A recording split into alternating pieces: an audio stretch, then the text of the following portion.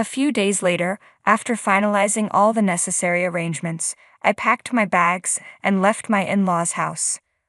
Before leaving, I informed my mother-in-law of my departure and bowed to her out of respect. With a smirk, she looked at me and said, "You've been a terrible wife and an even worse mother from start to finish." She went on to accuse me of being the worst mother for leaving my children. I couldn't believe how much more she could mock me. My daughter and son chuckled when they heard my mother-in-law's words. My name is Maria, a 42-year-old housewife. I live with my husband Ken, our son Josh, and our daughter Amy. Our children have grown up wonderfully, and Ken works hard to provide for us, so we've enjoyed a peaceful life without any major issues. But recently, things have taken a turn.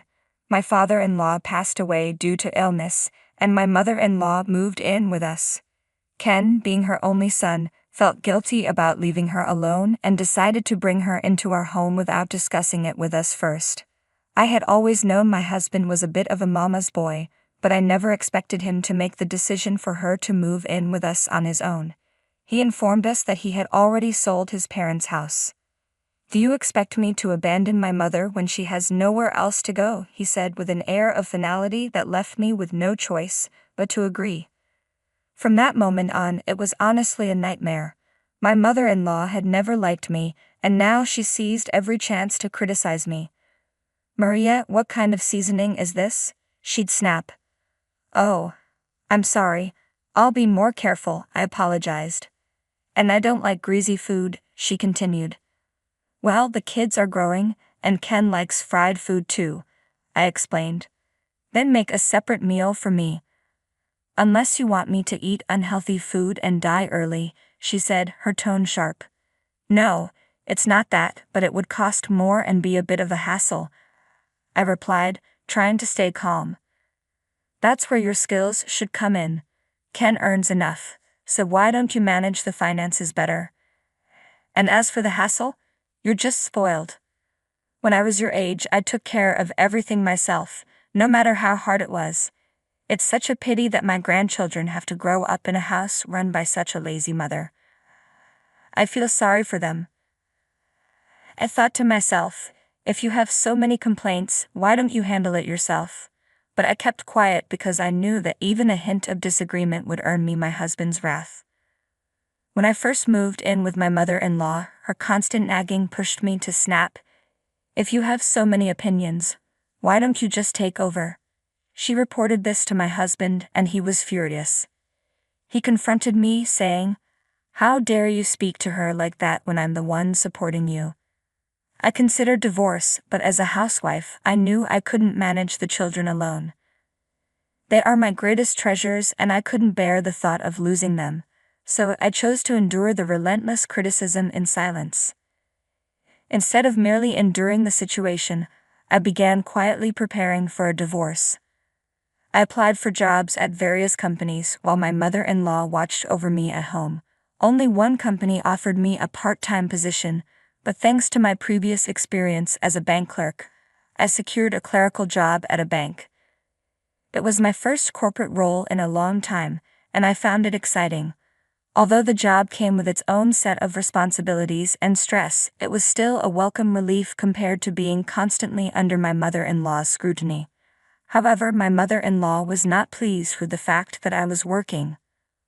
"Why work when Ken earns a good salary? Maybe she's just out looking for men," my mother-in-law muttered. "That's a ridiculous way of thinking.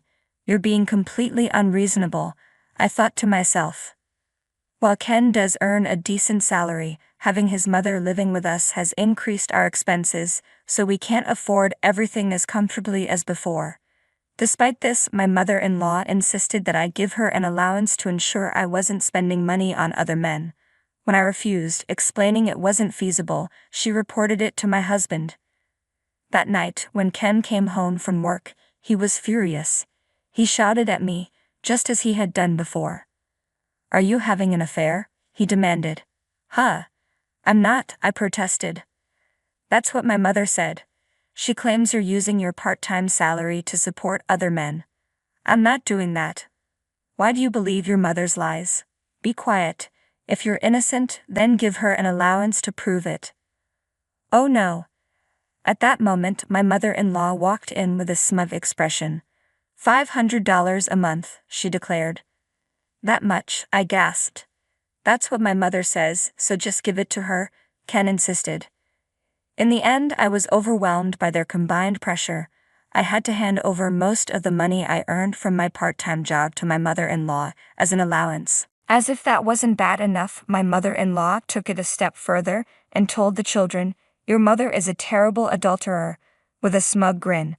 Even junior high school kids understand what that means, and it was deeply unfair to lie to them like that.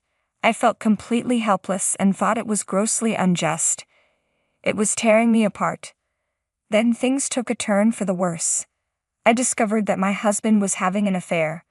Despite his suspicions of my infidelity, he was the one being unfaithful. This was the breaking point for me. They say that when you hit your limit, you just explode.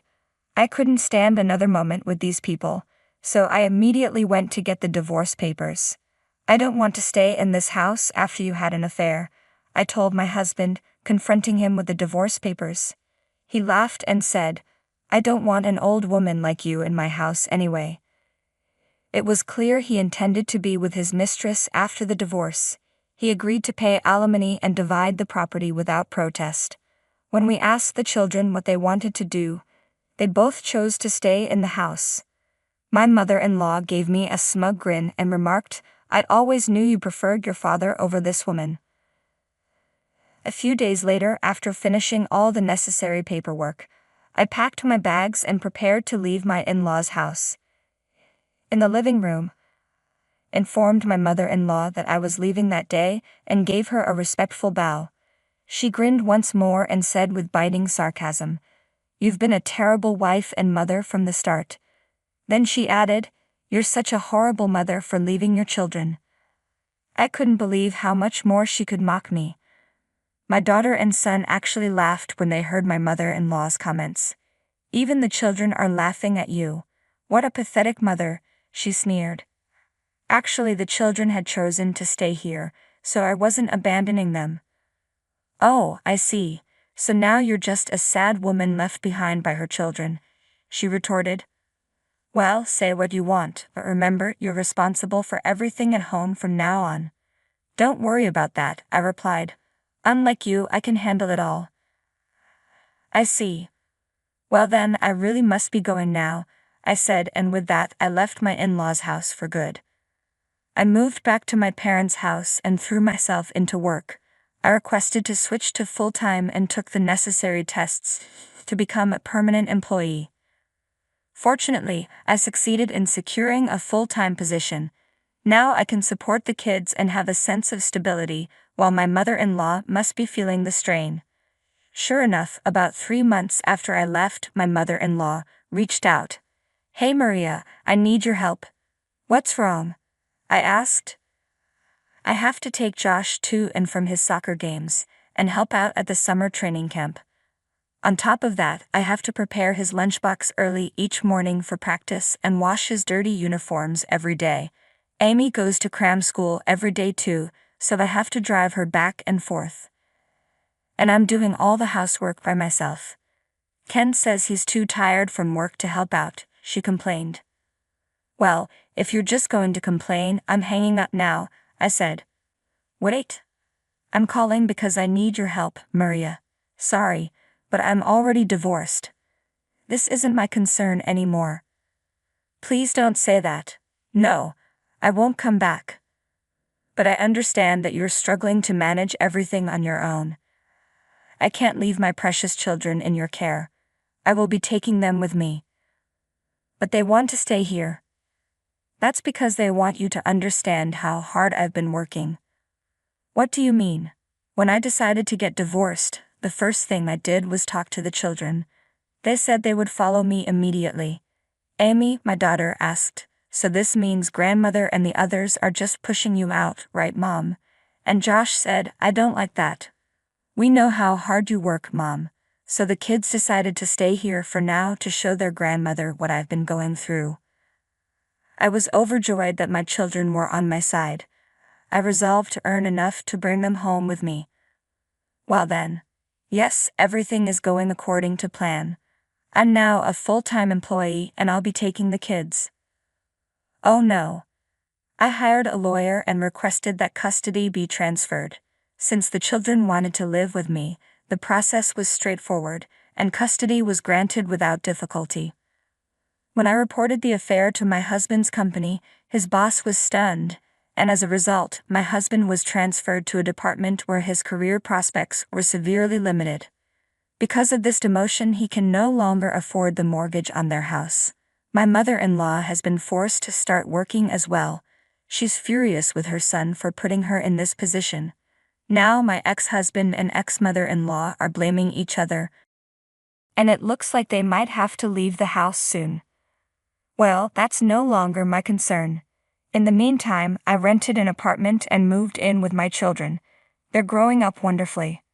My daughter handles the cooking, and my son helps with the laundry and cleaning. I'm determined to support them so they can pursue their dreams, so I'll keep working hard and earning. Thank you for watching.